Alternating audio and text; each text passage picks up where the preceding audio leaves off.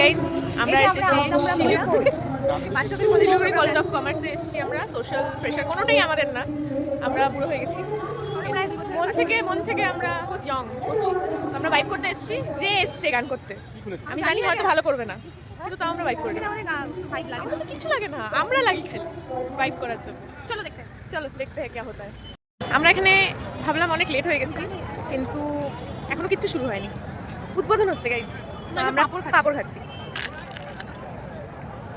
আমাদের ফেভারিট, জানি না গান কখন শুরু হবে, এখনো গান শুরু হচ্ছে না।